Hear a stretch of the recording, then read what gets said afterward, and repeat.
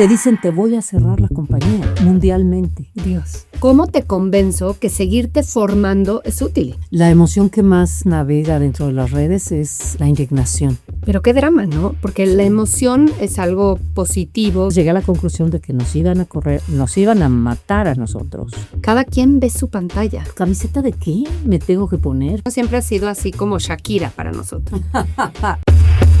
Llegaste a Buena Banda, el podcast de las mejores mujeres de México, presentado por La Ibero.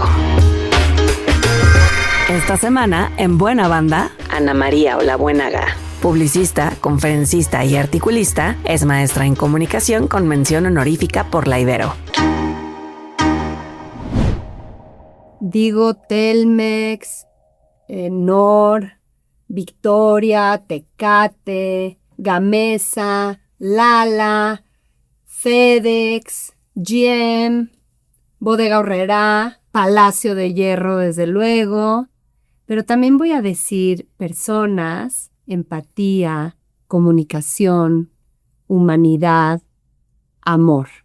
Está bien presentarte así. Bueno, fantástico. Es gracias. que eres las dos cosas.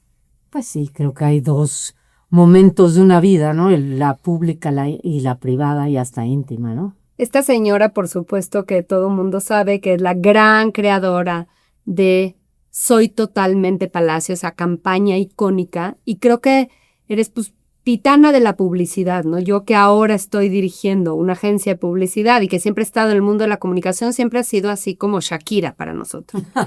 Pero la realidad es que llevas muchos años, siempre creo, Ana, pero los últimos años, además, muy dedicada formal y profesionalmente a investigar, Sí. a meterle al estudio, a Sí. la academia, y eso te sigue formando, ¿no? ¿Me cuentas dónde estás parada ahorita en tu quehacer? Fíjate que sí, tal cual como dices,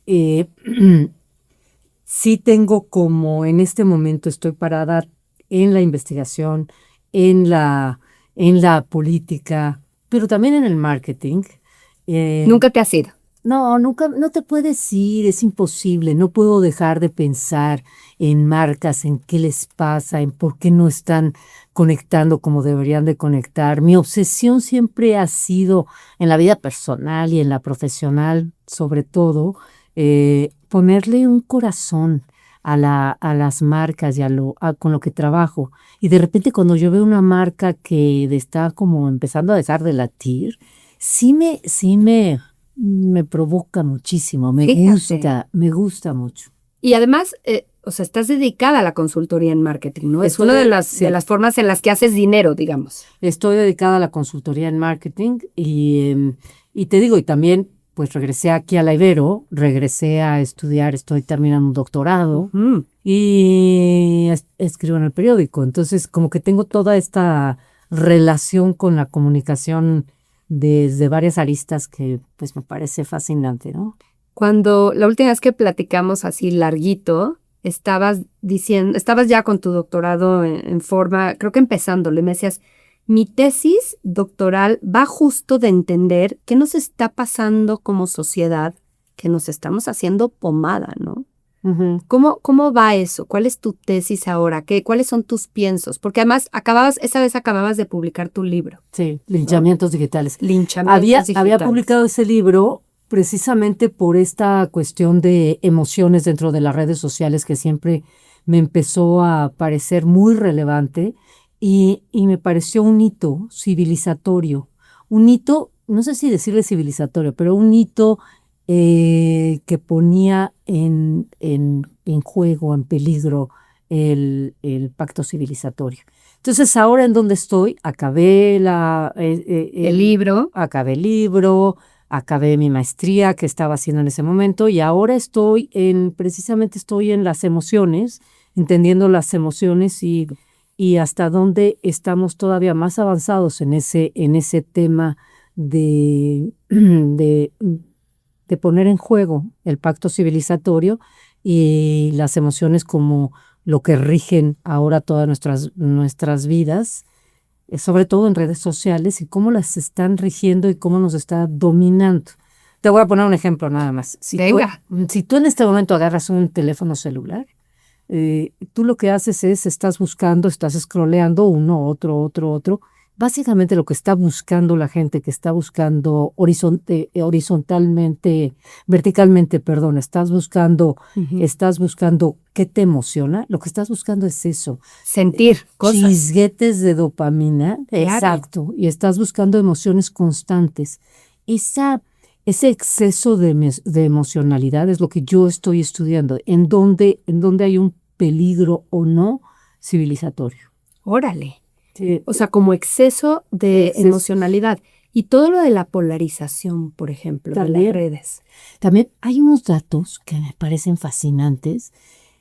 A finales del siglo pasado, sobre todo Pinker, es un autor que decía que pues estaba bajando toda la violencia en el mundo y que se había pacificado el mundo. Y puede ser que en un momento dado tuvo razón, sobre todo en la década de los 90. En este momento, nunca ha habido más violencia en el mundo que en el momento que estamos viviendo.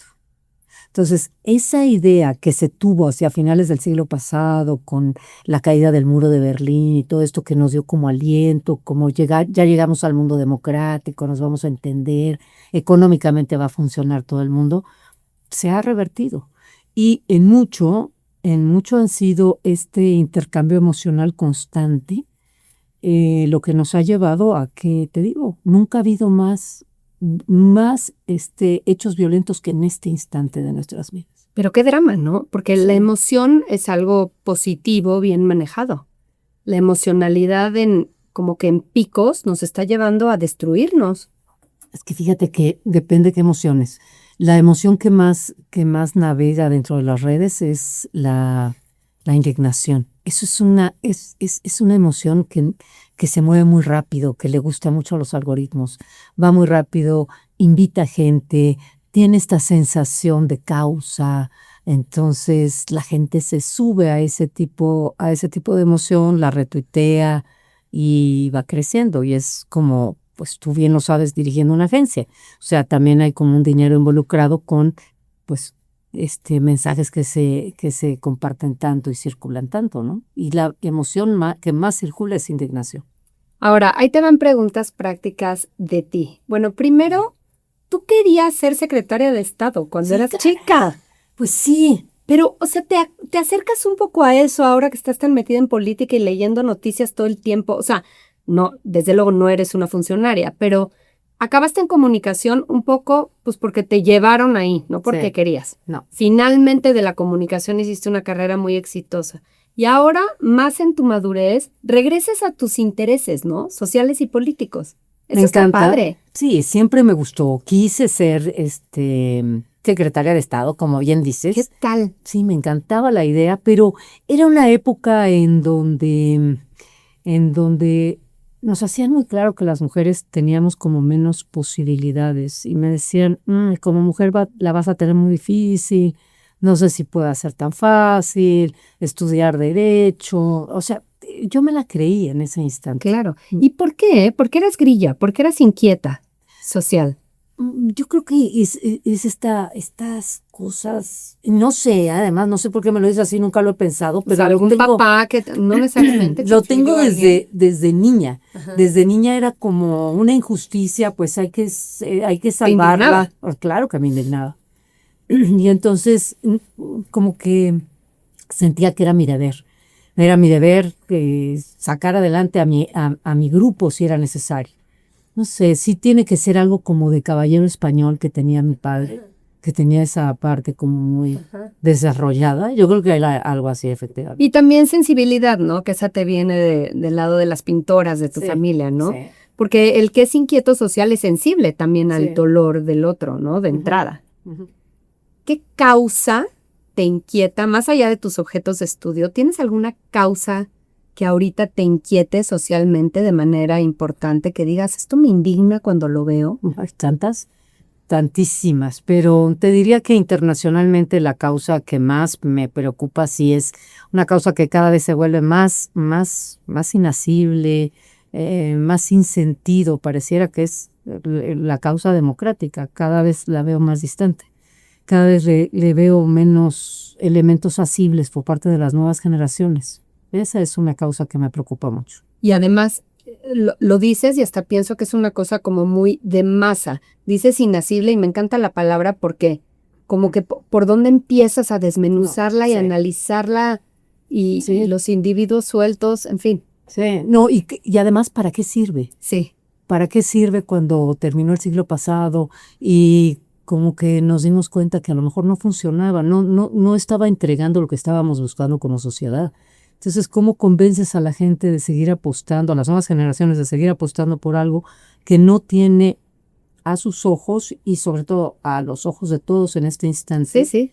De los resultados, la verdad. Exactamente. Yo pienso que el individualismo puede tener un punto, no sé, y que, o sea, este consumo, volvamos, ¿no? A las redes sociales y a la forma que tenemos de entretenernos, emocionarnos y consumirnos, es tan personalista como de tu mano a tu cara, Sí, ¿no? Sí. Entonces, es delicioso consumir así, escuchar podcast, todo es como muy personal y muy íntimo, pero tu mundo se hace, estás por un lado conectadísimo y por otro lado tu mundo se hace de unos intereses egoístas, no sé cómo decirlo. No, tienes toda la razón. En este momento está pasando que fíjate que me contaron precisamente ayer o antier que uno de los problemas que se está teniendo con los jóvenes que entran al mundo laboral es que no se relacionan con las compañías con las que están trabajando, no las entienden.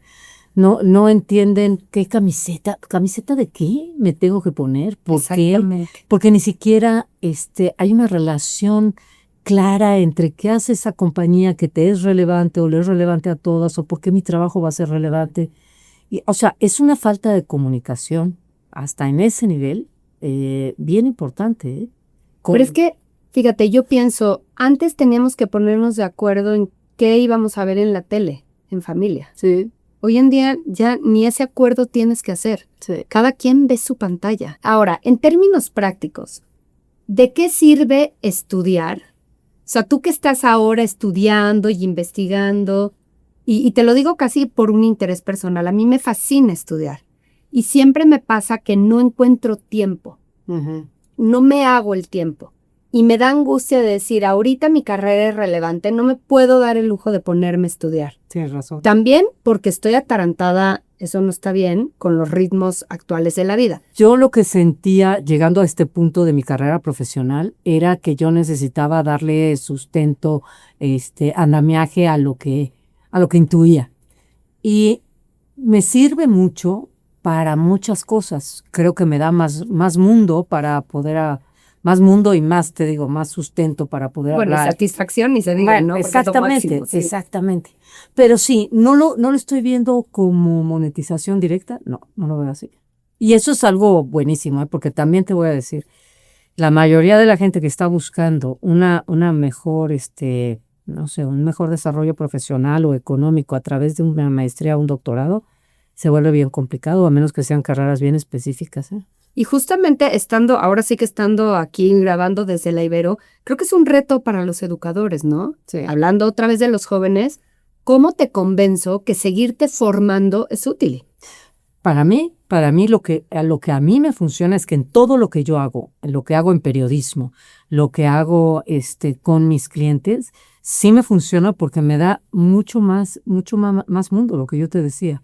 Puedo sustentar mucho mejor las ideas que tengo y me da una fortaleza mayor como profesional. A mí me funciona muy bien. Destaco de tu carrera que, bueno, creciste hasta ser la gran creativa, pero después fuiste manager, fuiste una ejecutiva, directora de una empresa, que no tiene nada de sexy, o sea, es muy distinto a ser la creativa, ¿no? Es la que se avienta los problemas encima. Y luego pasaste a independiente y a vender. ¿Cuál de esas etapas crees que te enseñó más? ¿O cuál fue más dura para aprenderla? Mira, yo creo que todas han sido etapas bien complejas, pero el momento, creo yo, más crítico de mi vida profesional fue en el momento en que a mí me dijeron que iban a vender la agencia en la que yo era directora general. ¿Qué era? Que era en ese momento era Noble Darcy. Ok. En ese momento sí, yo he contado mucho esta historia porque para mí es muy reveladora y creo que cuando me piden algún ejemplo de qué hacer en la vida o cómo me enfrenté a ciertos problemas, este es un momento clave para mí en mi vida y para mí fue muy relevante. ¿Cómo ser la mejor directora general? Y en ese momento que estaba yo haciéndolo, te dicen, te voy a cerrar la compañía mundialmente. Dios.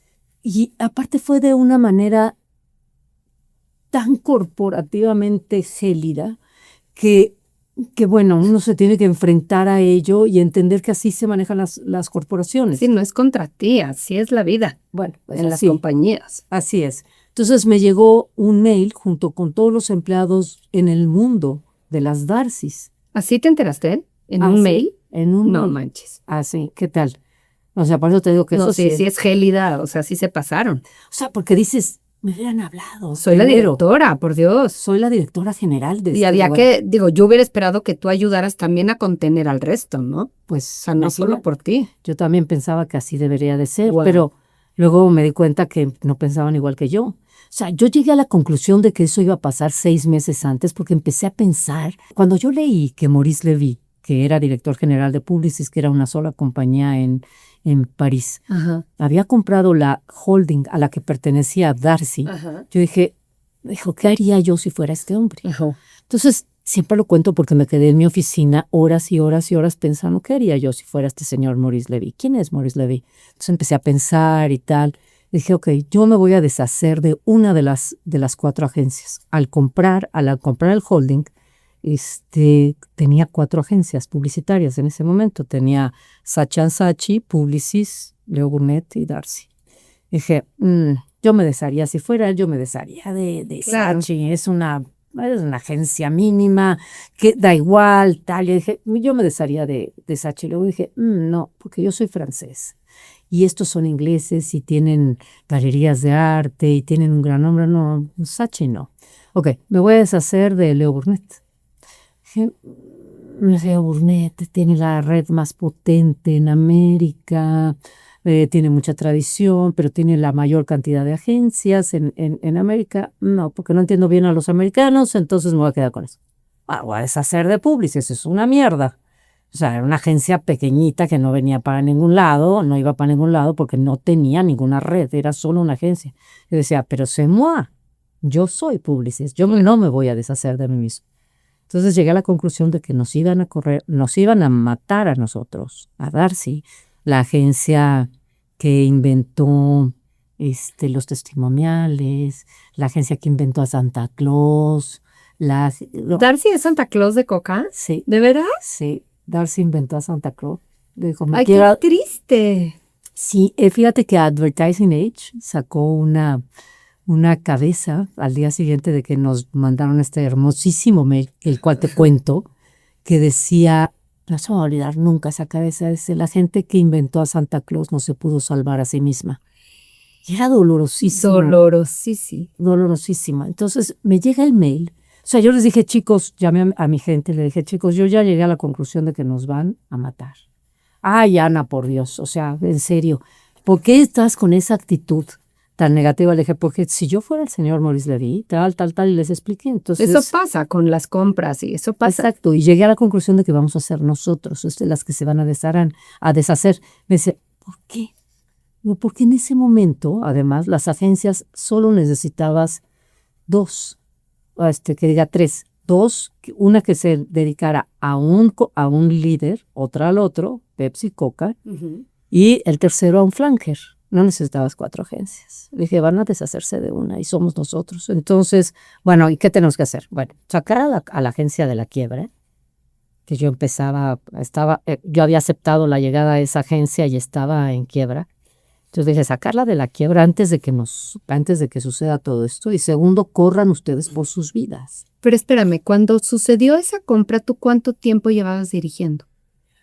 Yo llevaba en ese momento 4 meses.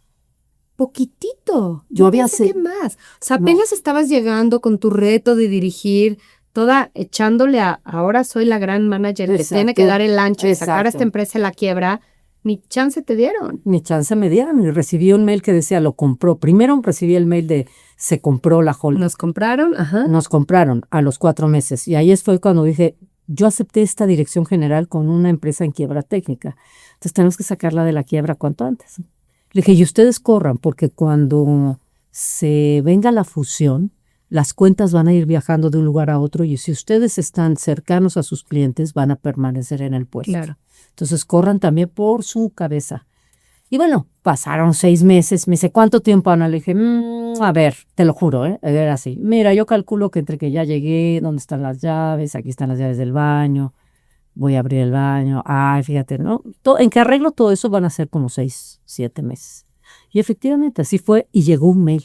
Ahí es donde te cuento que llegó un mail diciendo, death, game over. Adiós, se cierran todas las Darcys del mundo. Se me hace cañón que tu reto de dirigir sea en esa coyuntura de que ya va para abajo. O sea, como que ¿de dónde sacas fuerzas para decir voy a trabajar a construir algo que más bien se está destruyendo? Sí. Y tú le tienes que quedar bien a Sí. tus clientes y a tu gente y está en una, ¿no? En una hacer las cosas muy bien, aunque sepas que ya para qué. Sí, pero en ese momento dices, cuando yo salí a ver a la gente, cuando recibí ese mail, dije, yo tengo que dar la cara con toda la gente de la agencia. Cuando ves a la gente que te está viendo diciéndote qué hacemos, pues dices, no, pues La líder soy yo y Exacto. me pongo a la altura. Sí, me tengo que poner a la altura y decir, no nos van a correr, no nos van a correr, no nos van a cerrar. Y Vamos a después hacer de todo. eso es cuando ya fundas tú. Entonces le digo a mi jefe, le digo, oye, ya lo saqué de la quiebra, lo sacamos de la quiebra a la agencia en 7 meses. O sea, fue un esfuerzo titánico. Entonces le digo, yo quiero que venga Maurice Levy a conocerme, a conocer a la gente y quiero Lo que que no me hicimos. cierre. Y quiero que no me cierre. No, pero ¿cómo, Ana? Le digo, me la debes. A los 4 meses sucedió esto, me la deben. Llegó Maurice Levy. Por lo que sea, llegó a mi oficina. Y entonces se moría de la risa, un tipo encantador. Y se moría de la risa y me decía, bueno, ya llegué, Ana, ya estoy aquí, que querías que viniera. Le digo, bueno, solo te quería decir que yo hubiera hecho lo mismo que tú. Sí, creo que que es correcto que hayas cerrado las Darcys. Dice, muy bien. Y se para, dice, ¿ya me puedo ir? Le dije, no, es que quiero que seas mi socio. No te creo. Sí, quiero que seas mi socio, no cierres esta agencia, sé mi socio. Le dije, entonces te voy a enseñar los números, tal. Le caí bien. Y por eso naciste socia de Exacto, Publicis. por ¿Qué eso. tal? Esa historia no me la Ah, sabía. fíjate que por esa historia. Entonces, para mí ese es un momento muy importante de mi carrera ¿Cómo no? profesional. Muy, muy importante porque era mi bienvenida a la dirección general de una empresa en las peores condiciones. Total. Por ejemplo, llegó una noticia de que en Rusia, con esta misma noticia de que se cerraba Darcy, había salido el director general con una pistola a la recepción a disparar. Bueno, digamos que tú eras otro tipo de directora. Claro, sí, más elegante, más elegante. Pero entonces tienes la ventaja de, habiendo hecho las cosas bien, fundar con tu nombre, que ya Sí, era suficiente, y al mismo tiempo arropada Sí. por una empresa como Publicis. Sí. Sin embargo, has de haber también empezado es la primera vez que ibas tú como founder, como empresaria, ¿no? Sí. ¿Volviste a ser muy creativa ahí? ¿Volviste a agarrar ese lado? Seguro sí, ¿no? Fíjate que sí revisaba mucho la creatividad, pero una de las cosas que hice es que me traje al mejor director creativo que había Ya. en México, que es mi esposo.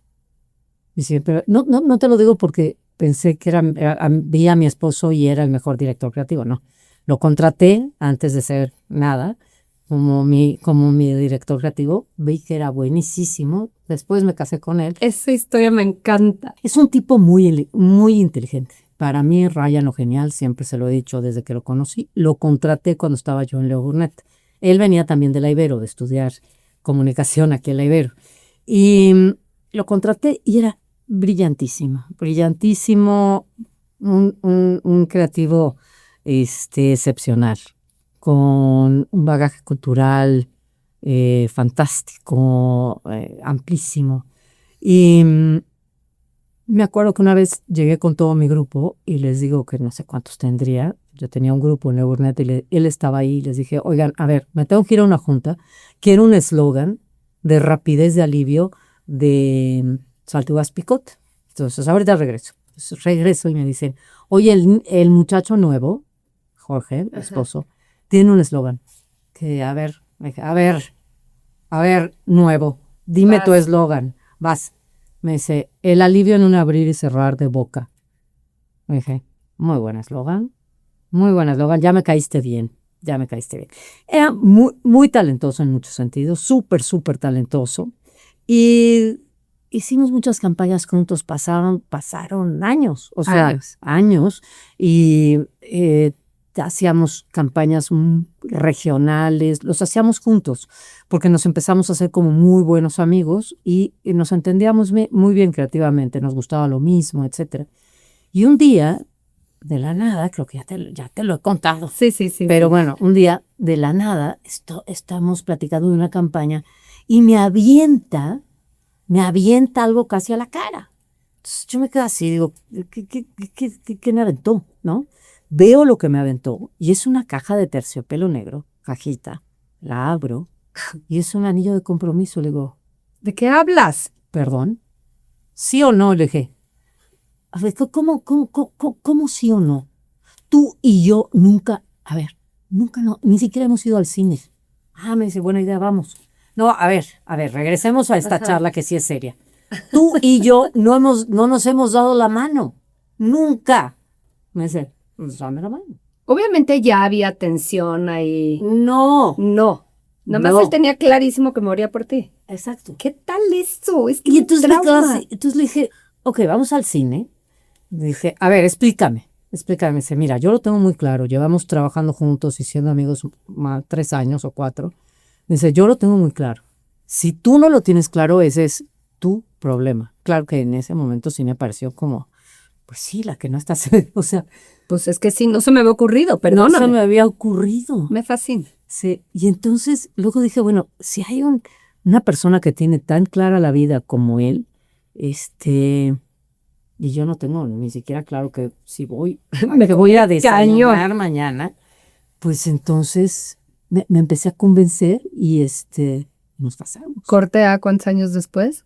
30. No, es una maravilla de historia, me fascina la historia. 30. Ahora, esto era cuando estabas en Leo. En Leo. Luego pasa el tiempo, él se vino contigo a no, él es muy, muy buen creativo. Se quedó allá. Se quedó ahí un ratitito y después se fue de vicepresidente a una agencia que se llamaba Low. Ok. Y se fue como vicepresidente. Y ya creativo. Cuando tú te independizas. Vos primero y después Low. Ok, cuando te independizas lo vuelves a llamar. Sí. Todavía no era marido, ya. Sí, ya era marido. Sí. Entonces ya es juntos el proyecto. Sí, y fíjate que la idea fue de él, que me dijo, ¿sabes qué, Ana? No compitamos uno contra otro. Vamos a estar del mismo lado porque además pensamos muy parecido, nos vamos a entender. Yo te voy a venir a ayudar a sacar esto adelante. Y él se clavó más en lo creativo y él tú eras la manager. O sea, sí, tú yo era el changarro, pues. Sí. Qué bien. Yo podía hacer cosas creativas, él tenía mucha mayor responsabilidad en el lado creativo y lo único que habíamos decidido y que yo había decidido también personalísimamente era la última palabra en creativo la tiene él. Okay. Yo puedo decir todo y decirle no me gusta por tal, y él iba a tomar la decisión de hacerlo o no, pero la última decisión la tomaría él. Buenísimo. Oye, ¿y cuántos años después vendes? Después de eso vendemos como a los, ¿qué habrá sido? Como a los 15 años. ¿Cómo saber cuándo expandirte, cuándo consolidarte, cuándo vender, no? Muy difícil. Y la venta es lo que me pareció más fácil de todo, porque la venta para mí es, si tú no te haces sueños, si tú no te ves la cara a ti misma, es bien fácil, o para mí fue muy fácil, darme cuenta que el negocio de la publicidad iba a atravesar los peores momentos, o sea, ni siquiera los peores, los últimos momentos de su vida. Hijo, pero tú estás diciendo que qué fácil, habiendo pasado la dificilísima, que es ser bien honesto contigo y dejar el ego aparte. Pero es que sí, fíjate, bueno, a lo mejor voy a ponerle, a lo mejor tal vez sería bueno que le pusiera una condicionante a esto que te acabo de decir. A mí la publicidad, como la hacíamos nosotros, me gustaba como era. No me gustaba lo que estaba viniendo. No me gustaba la preponderancia de redes sociales, por ejemplo, que yo sabía que era mucho más débil en capacidad de de modificar percepciones. Yo sabía que no era por el lado de redes sociales, o pensaba que los medios iban a venir con una potencia muy importante y no tanto la creatividad, que la creatividad iba a pasar a un segundo grado, a un segundo lugar, y a mí eso no me gustaba. Eso sí lo tenías clarísimo. Y sí también tenía claro que las agencias se iban a ir comiendo unas a otras, se iban a ir concentrando, porque por estos mismos problemas de los que estábamos hablando y de los que tú conoces también perfectamente. Pero sabía que eso iba a venir y ¿No te gustaba? no me gustaba. Y veía el asteroide al alcance de mi mano, cómo iba a chocar contra nosotros y contra todas las agencias. No fue tan difícil verlo, porque yo ya veía, no sé, como directora general, tú ves los números, tú ves lo que está pasando, tú ves hacia dónde se van los presupuestos, tú ves a los clientes, la incertidumbre en la que vivía todo el mundo, la poca eficacia de la publicidad, cómo iba perdiendo fuerza. Entonces, para mí fue muy claro que Ya no te gustaba cómo era. ¿Y cómo no me las gustaba lo que observas veía. ahora? ¿Hace cuánto vendiste? Hace 9 años. ¿Cómo ves ahora? Porque es cierto que el negocio era de las agencias y de las ideas, hoy es de las plataformas y la Exacto. distribución. Eso es la verdad. Hasta cierto punto, ¿eh? Sin embargo, es lo que te iba a Ajá. decir, la creatividad sigue siendo la creatividad. Hasta cierto punto. A ver. Otra vez. A ver, Hasta cierto punto. ¿qué ves? ¿Qué ves hoy de las agencias? Yo ¿Qué veo, ves? de las agencias las veo perdidas. Veo a las agencias poco respetadas, con una poca influencia, en donde un cliente divide su presupuesto en mil y uno alternativas de inversión, que como aquella vieja frase que tú te sabrás muy bien, yo sé que decía un cliente, yo sé que la mitad de mi inversión no funciona. El 50% del dinero que invierto en publicidad no funciona. Lo malo es que no sé cuál es ese 50%. Entonces, hay una inversión bestial tirada a la basura. Eso es lo que siento, mucho de ello tirado a la basura. Siento que nos vamos a convertir en otra forma distinta de comprar, en una forma distinta de entender las transacciones comerciales. Veo la inteligencia artificial trabajando para hacernos mucho más fácil las compras. Ya ni siquiera te digo otras cosas, las compras mucho más fácil. Entonces, sí veo cada vez más difícil la tarea publicitaria. Pero entonces cuando tú haces hoy una consultoría en marketing, ¿qué Emoción. es lo Sí. que haces? Emoción. ¿Sigues trabajando en eso? Sí. Que eso sí es básico, porque la Sí. inteligencia artificial puede aprender todo lo que quiera, resolver todo, pero no se emociona, ¿eh? Eso sí no. No. O sea, expresa cosas y tal, pero en realidad los que nos emocionamos somos los seres humanos. Nos va a imitar, pero no se emociona. O sea, una emoción, no sé. Yo estoy totalmente de acuerdo contigo. Eso es a lo que yo me dedico. Es más, como yo le llamo a mi puesto actualmente, es estratega de emociones colectivas. Ándale. Eso es lo que yo hago. Lo que yo hago es tratar de conciliar la emoción colectiva y tratar de que fluya toda esa emoción hacia el objetivo diseñado, causa, producto, servicio, lo que sea. ¿Qué haces tú? O sea, ¿para qué servicio te contratan? ¿Para qué cosa concreta? Para entender, me contratan muchos, la mayoría de mis clientes son confidenciales porque trabajo con las direcciones generales. Claro. No es el marquetero el que te paga un cacho de su presupuesto para no. Yo trabajo con las direcciones generales, entonces, ¿qué es lo que buscamos? Es entender el contexto emocional en el que se está viviendo y cómo romper con el contexto emocional en donde estás viviendo para que captar la mayor cantidad de tus stakeholders o de los mercados a los que quieres acceder y condicionarlos o hacerlos que vayan hacia el destino que tú consideres compra, porque no necesariamente es compra. Cambiar la emoción. Cambiar las emociones alrededor del producto, servicio, causa, persona. Y con cosas concretas, o sea, ¿recomiendas cosas concretas que truquearla a la estrategia? Sí. Tal cual. Diseño, estrategia, elementos de comunicación. Puede ser un discurso, ¿eh? Uh-huh. una narrativa. Sí. Y luego ya ve tú y dásela a tus creativos o a tus Exacto. agencias y que te desarrollen a partir de esto que ellos te entregan. Es como un estudio. Sí. ¿Cómo se construye autoridad profesional? Porque eso solo se puede vender con autoridad. Con eso. Con no Porque dejar- creen en ti y Exacto. porque saben que no eres una timadora, ¿no? Exacto. ¿Cómo se construye la autoridad profesional? Además de los Con- años ayudan, ¿no? Claro. Claro. Pues yendo por todas y tratando de tener un porcentaje, bueno, buscar que tu porcentaje de bateo sea el más alto. O sea, yo no me rindo fácilmente. Insisto. Y si algo creo que todavía me ha pasado, esto que te voy a contar, de estar a punto de filmar y decir, o de grabar algo que vamos a sacar para nuestros clientes y decir, no, vámonos para atrás y volvamos a hacerlo. Buscar, sí, pensar en el cliente como muy primordialmente y hacer que tenga resultados. O sea, de repente siento que hay como esta sensación de dejemos que pase. Bueno, ya nos salió el siguiente trabajo. Y no, yo sí voy por... pues O sea, eres eso. celosa hasta que salga. Sí. Celosa de Y hasta tu después. trabajo. Ok. Hasta después de que salga. Entonces tengo un muy buen porcentaje de bateo. O sea, es más, cuando la última etapa de la agencia, nosotros cambiamos el eslogan de la agencia y pusimos la agencia más efectiva de México porque lo éramos. Porque teníamos más resultados de negocio que ninguna otra agencia. Fíjate, en algo que suena mucho más intangible que el marketing medido de hoy, ¿no? Exactamente. Entonces creo que así, ¿cómo logras que te crean? Bueno, pues comprobarlo.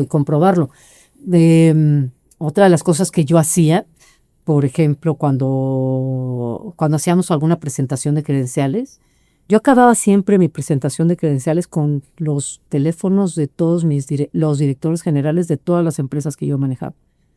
Y se las daba a mi cliente por el que estaba compitiendo. Le decía, todo lo que te acabo de decir y la forma en que nosotros nos involucramos, puedes preguntárselo a cualquiera de mis clientes, directores generales. O sea, creo que esa seguridad de decir, háblale a todos, también te dice, no, bueno, así trabaja. O sea, con un involucramiento muy importante. ¿Y cuánta gente metes en tu equipo? ¿Cuánta gente piensa contigo? Bueno, yo llegué a tener, ¿qué serían? 180 personas en la agencia. ¿Cuánta gente meto ahorita? Hoy, ¿qué te diré? Somos 5 en el grupo de pensamiento más. Y sigue Jorge también. Sí, Total. Jorge es un tipo genial, de verdad.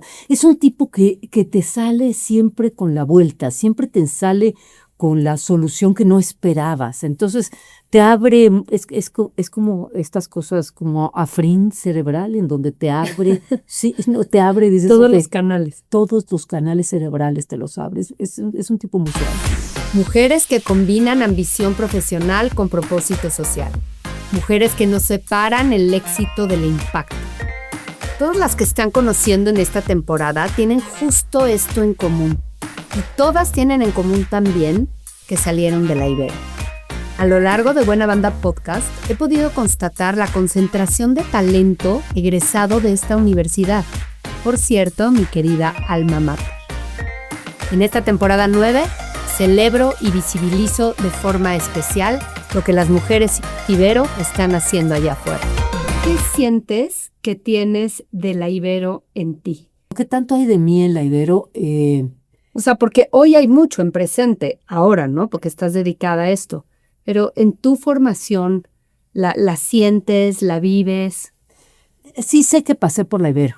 O sea, sí siento que pasé por esta universidad y que me marcó de alguna manera. Era la universidad más, en ese momento, y creo que hasta cierto punto sigue siendo, la universidad que la gente quería estar. Tenía un equilibrio entre excelencia académica, entre vida estudiantil. O sea, tenía un equilibrio bien potente.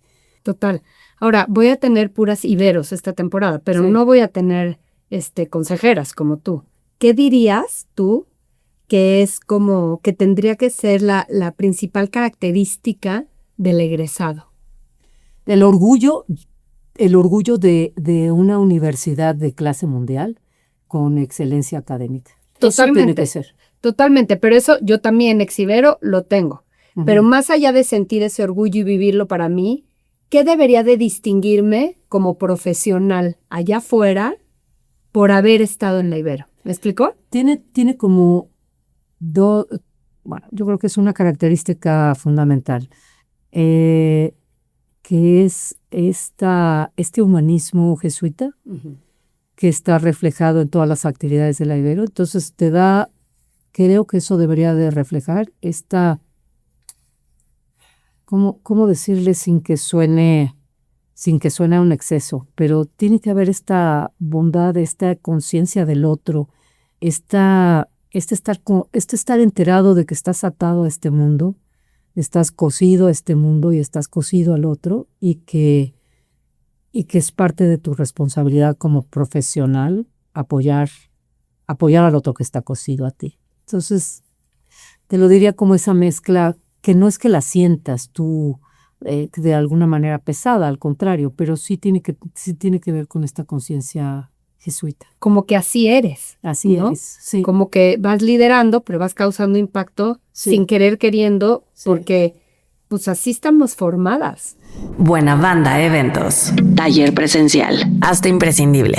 Tu nombre, tu marca. Con Maca Rotter. Jueves 16 de abril. Es para ti si eres profesionista y te urge entender cómo convertir las emociones en herramientas comerciales y decisiones estratégicas que generan valor. Convierte tu historia personal en una ventaja estratégica sin perder credibilidad. Inscríbete en buenabanda.mx. Sigue a Buena Banda en @blancajuanagm y entérate de todos los eventos de la comunidad. Si eres member, recuerda que tienes precio especial. Buena Banda Eventos. No te puedes ir sin contarme la anécdota de cómo surge el tema de Soy Totalmente Palacio, que te lo han preguntado 1000 veces, pero cuéntame un poco la anécdota, y porque quiero cerrar con una pregunta que tiene que ver con eso.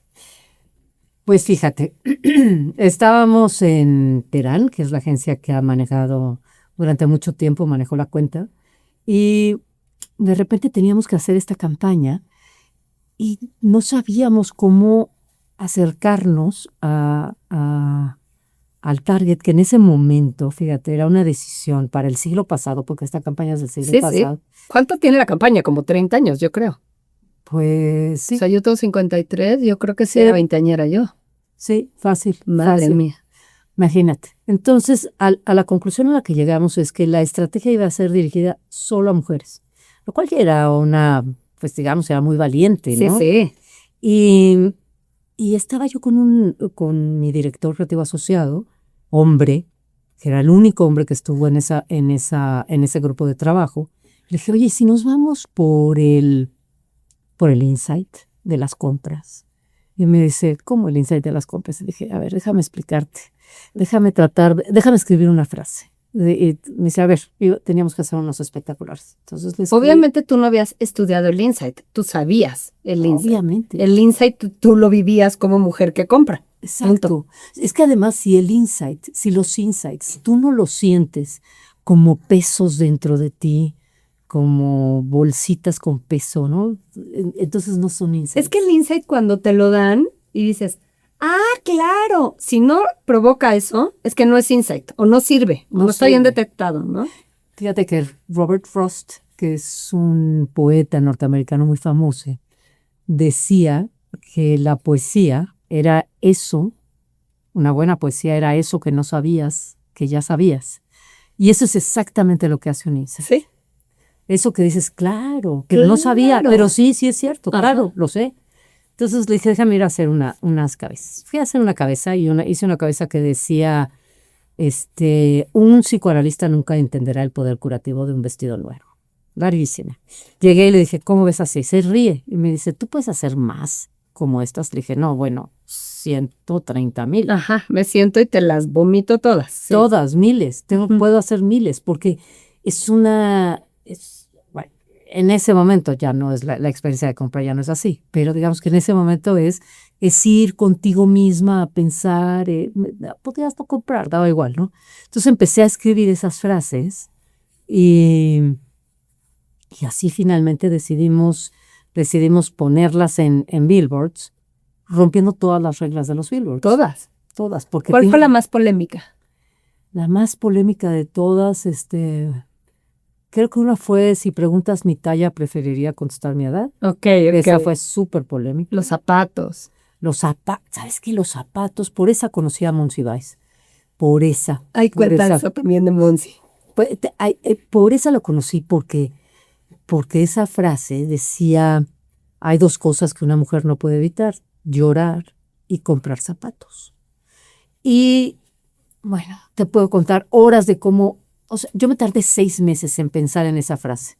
6 meses pensé en qué pasa con las mujeres y los zapatos, ¿por qué nos gustan tanto los zapatos? Y pensé, hasta que llegué un momento que dije, no sé por qué, pero voy a encontrar otra cosa que tampoco sé por qué. Llorar.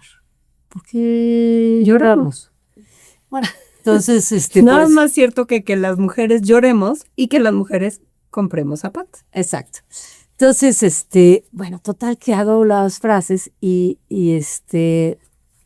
subimos este billboard y Monsiváis le pide a una amiga mía muy querida, Consuelo Sáizar, le dice, la quiero conocer porque no sé quién está, porque quiero saber exactamente quién se dedica a colgar aforismos en las azoteas.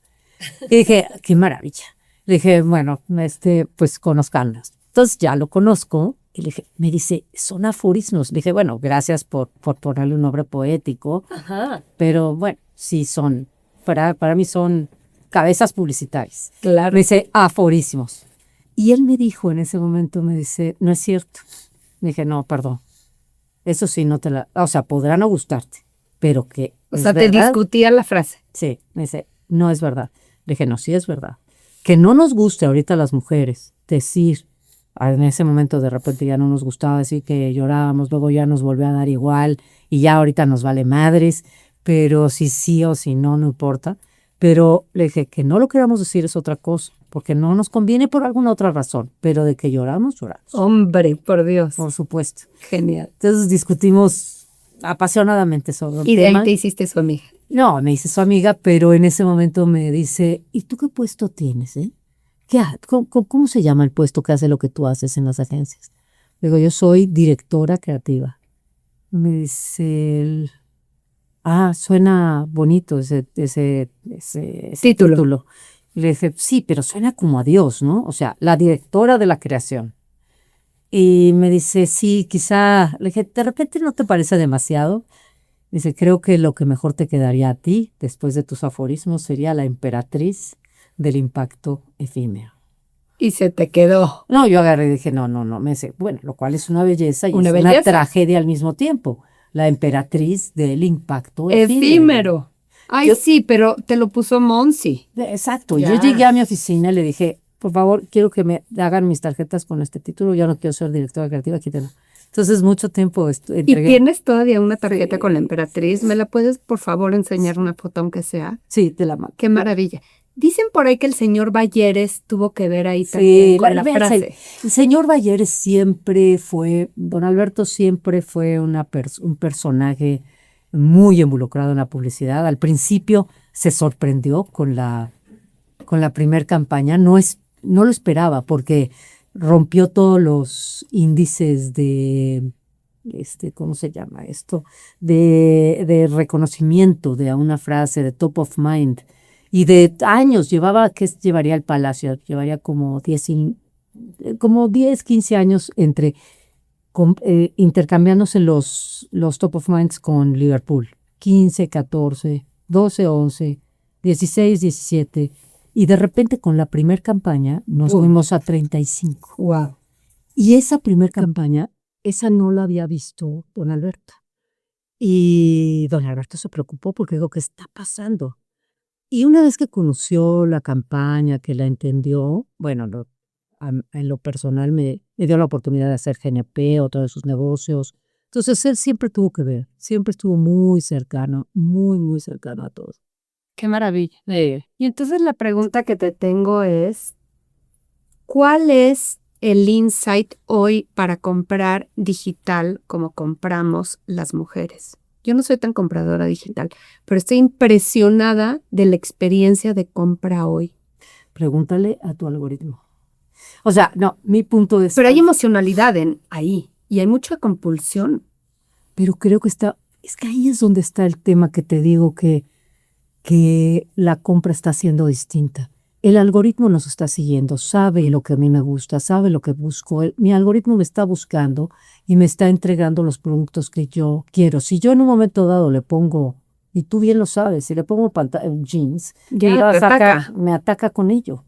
Entonces, es más bien el centro comercial que me persigue a mí.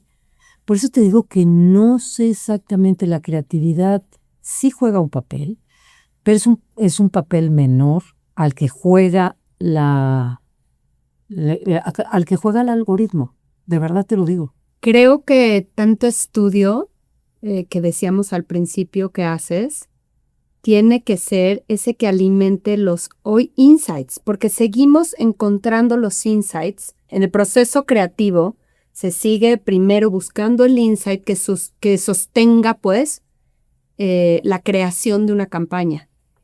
Ese insight se tiene que llenar de conocimiento, de intuición, ¿no? De cultura, y está bien complicado el reto, ¿no? Es muy complicado el reto, pero siento que cada vez va a ser más funcional la compra. O sea, va a llegar el momento en que yo esté aquí y yo saque mi teléfono y diga, me gusta el suéter que traes, entonces voy a sacar una foto, le voy a decir exactamente ese es, cómo se llama, cuánto cuesta, dónde hay, mándame uno a mi casa. Entonces, se está volviendo tan funcional. No digo que en la compra de ese tipo de cosas haya algo de relación emocional, pero cada vez menos. Cada vez. O es una emoción como más, te digo, como compulsiva, no sé. Sí. Gracias por estar acá. No, al contrario, es un placer siempre verte. Qué delicia. Gracias, Ana María. ¿De qué? A ti. Buena Banda es un proyecto de Blanca Juana Gómez Morera. En la grabación está Raúl Cetina de Pedro y el Lobo. En el video, Ariel Mancillas. La producción general y voz es de Luisa Martínez y la postproducción y puesta en onda es de Rubén Esponda. Muchas gracias por formar parte de Buena Banda. Hasta la próxima.